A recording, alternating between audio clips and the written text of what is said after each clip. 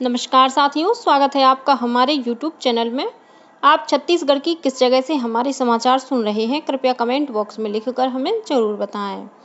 रायपुर से प्रस्तुत हैं छत्तीसगढ़ के प्रादेशिक समाचार। समाचारों के साथ मैं रजनी शुक्ला। पहले मुख्य समाचार। प्रदेश में लोकसभा चुनाव के दूसरे चरण के तहत राजनांदगांव, महासमुंद और कांकेर संसदीय क्षेत्रों में आज होने वाले मतदान के लिए सारी तैयारियां पूरी। संवेदनशील क्षेत्रों में सुरक्षा के पुख्ता इंतजाम। मतदान के लिए 6,500 से अधिक पोलिंग बूथ बनाए गए। इनमें से 23 को संवेदनशील और 458 केंद्रों को अति संवेदनशील घोषित किया गया है। भाजपा के वरिष्ठ नेता और केंद्रीय गृह मंत्री अमित शाह आज बेमेतरा में सभा लेंगे। वहीं 28 अप्रैल को कांग्रेस के राष्ट्रीय अध्यक्ष मल्लिकार्जुन खड़गे शिवरी नारायण में सभा को संबोधित करेंगे।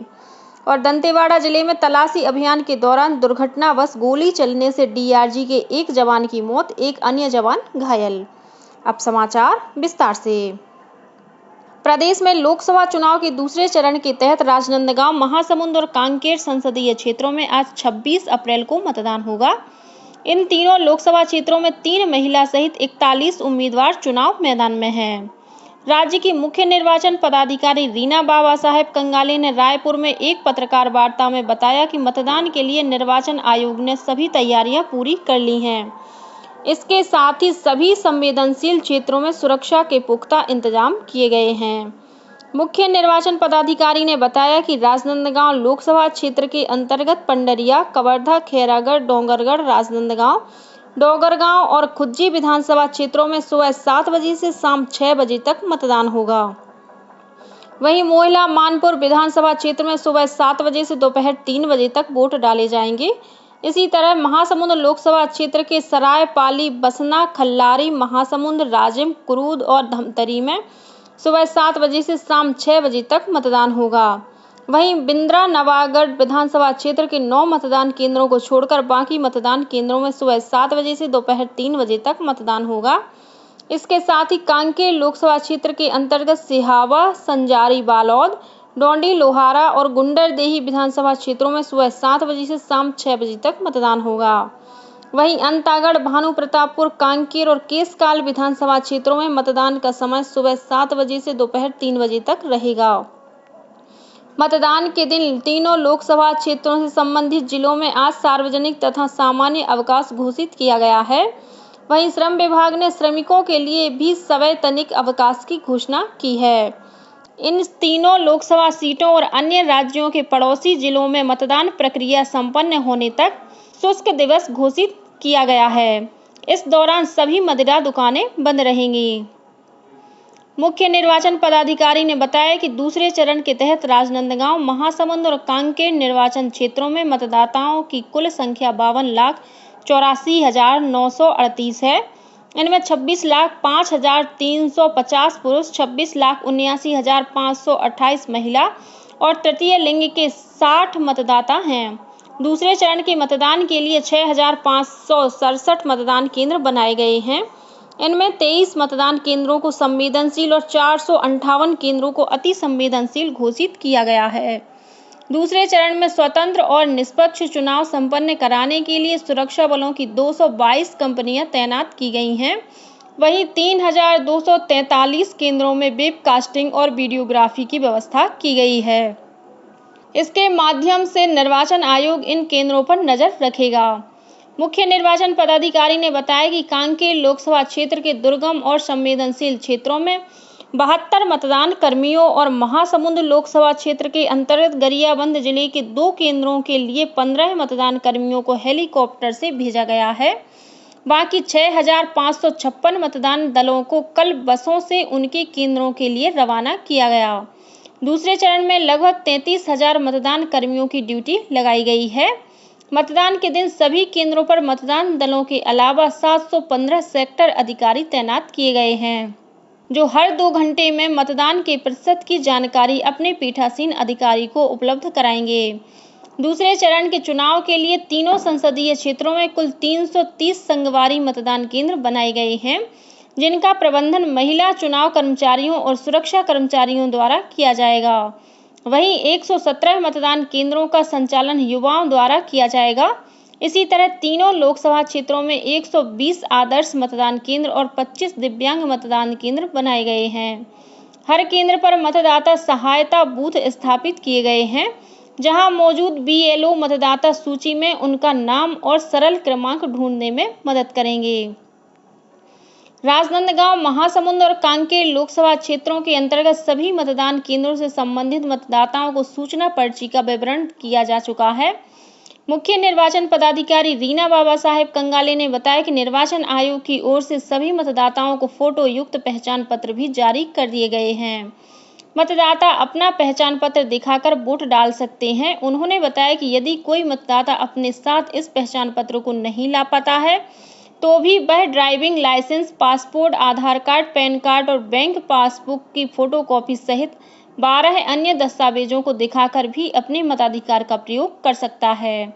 वहीं प्रवासी मतदाताओं को मतदान केंद्र पर अपना मूल पासपोर्ट दिखाने पर ही वोट डालने दिया जाएगा। प्रदेश में लोकसभा चुनाव के तीसरे चरण के लिए प्रचार अभियान तेज हो गया है। इसके तहत विभिन्न राजनीतिक दलों के स्टार प्रचारक और प्रमुख नेता लगातार विभिन्न स्थानों में जनसभाएं ले रहे हैं। इसी कड़ी में भाजपा के वरिष्ठ नेता और केंद्रीय गृह मंत्री अमित शाह आज दुर्ग लोकसभा क्षेत्र के प्रत्याशी विजय बघेल के पक्ष में बेमेतरा में एक जनसभा को संबोधित करेंगे। वहीं भाजपा के वरिष्ठ नेता और मुख्यमंत्री विष्णुदेव साय आज जांजगीर चांपा जिले के पहाड़िया गांव में सभा लेंगे। इसके साथ ही कांग्रेस के राष्ट्रीय अध्यक्ष मल्लिकार्जुन खड़गे 28 अप्रैल को जांजगीर चांपा जिले के सिबरी नारायण में पार्टी प्रत्याशी डॉक्टर शिव कुमार डहरिया के समर्थन में आम सभा को संबोधित करेंगे।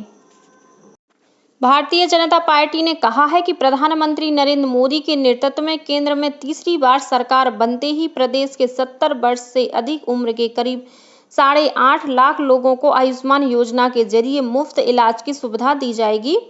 प्रदेश भाजपा के प्रवक्ता संदीप शर्मा ने कल राजधानी स्थित पार्टी कार्यालय में पत्रकारों से चर्चा करते हुए कहा कि केंद्र में भाजपा के नेतृत्व में तीसरी बार सरकार बनने पर प्रदेश के बुजुर्गों के स्वास्थ्य की सुरक्षा के लिए यह योजना शुरू की जाएगी।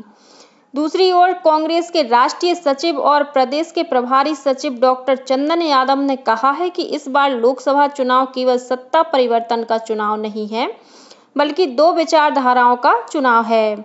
कल रायपुर में पत्रकारों से चर्चा करते हुए डॉक्टर यादव ने आरोप लगाया कि भाजपा पूर्ण बहुमत हासिल करके देश का संविधान बदलना चाहती है। उन्होंने कहा कि कांग्रेस भाजपा के ऐसे किसी भी प्रयास का हर तरह से विरोध करेगी। प्रदेश में लोकसभा चुनाव के तहत मतदान का प्रतिशत बढ़ाने के लिए जिला प्रशासन द्वारा लगातार मतदाता जागरूकता कार्यक्रम चलाए जा रहे हैं। गौरेला, पेंड्रा, मरवाही जिले में 100% मतदान सुनिश्चित करने के लिए चैम्बर ऑफ कॉमर्स की जिला इकाई में शामिल सभी व्यापारियों ने मतदान करने वालों ग्राहकों को विभिन्न सामानों की खरीदी पर 10% छूट देने का ऐलान किया है। उधर राजनांदगांव जिले में चैम्बर ऑफ कॉमर्स के व्यापारी सदस्यों ने मतदान करने वाले लोगों को प्रोत्साहित करने के उद्देश्य से हर एक सामान की खरीदी पर मतदान के दिन 10% छूट देने की घोषणा की है। वहीं जांजगीर चांपा जिले के कुटराबोड़ गांव में मतदाता जागरूकता अभियान के तहत मलखंभ का आयोजन किया गया। इस दौरान मलखंभ के खिलाड़ियों ने आकर्षक करतब दिखाकर लोगों को मतदान के लिए प्रेरित किया और अपने मताधिकार का प्रयोग करने का संदेश भी दिया। इसी तरह शक्ति जिले में स्वीप कार्यक्रम के तहत विभिन्न अस्पतालों में रक्तदान शिविर लगाकर मतदाताओं को जागरूक किया गया। शराब घोटाला मामले के आरोपी त्रिलोक सिंह ढिल्लन को आर्थिक अपराध अन्वेषण शाखा EOW की टीम ने गिरफ्तार कर कल न्यायालय में पेश किया, जहां से उसे 2 मई तक EOW की रिमांड पर भेजा गया है। इसके अलावा इसी मामले में गिरफ्तार अरुणपति त्रिपाठी को भी EOW की ओर से कल रायपुर की अदालत में पेश किया गया। अदालत ने उन्हें 14 दिनों की न्यायिक रिमांड पर जेल भेज दिया है। वहीं महादेव सट्टा ऐप मामले में पुलिस ने 2 आरोपियों को गिरफ्तार किया है। इनमें से एक आरोपी राहुल बगटे को दिल्ली में और एक अन्य आरोपी रितेश यादव को गोवा में पकड़ा गया। इसी मामले में जेल में बंद आरोपी चंद्रभूषण वर्मा, सतीश चंद्राकर और सुनील तम्मानी को EOW की टीम ने कल विशेष कोर्ट में पेश किया। सुनवाई के बाद अदालत ने तीनों आरोपियों को 5 दिन की रिमांड पर EOW को सौंप दिया है। दंतेवाड़ा और नारायणपुर जिले के सीमावर्ती इलाके में ड्यूटी के दौरान एक जवान की बंदूक से दुर्घटनावश गोली चल जाने से वहां मौजूद डिस्ट्रिक्ट रिजर्व गार्ड डीआरजी के एक जवान योगराज कर्मा की मृत्यु हो गई। वहीं एक अन्य जवान परशुराम अलामी घायल हो गया है। पुलिस के अनुसार दंतेवाड़ा जिले के बारसूर इलाके में माओवादियों के मौजूद होने की सूचना मिलने पर डीआरजी और बस्तर फाइटर्स की संयुक्त टीम को तलाशी अभियान पर भेजा गया था। इसी दौरान एक जवान की बंदूक से अचानक गोली चल गई। इस घटना में घायल जवान को बेहतर इलाज के लिए हेलीकॉप्टर से रायपुर लाया गया है। जगदलपुर में बुधवार रात भूकंप के हल्के झटके महसूस किए गए। राष्ट्रीय भूकंप अध्ययन केंद्र के अनुसार जगदलपुर से 2 किलोमीटर दूर उत्तर पूर्व में 2.6 तीव्रता का भूकंप आया। अध्ययन केंद्र के अनुसार भूकंप का यह झटका जमीन से 5 किलोमीटर की गहराई पर दर्ज किया गया। इसी के साथ छत्तीसगढ़ के समाचारों का ये बुलेटिन समाप्त हुआ। नमस्कार।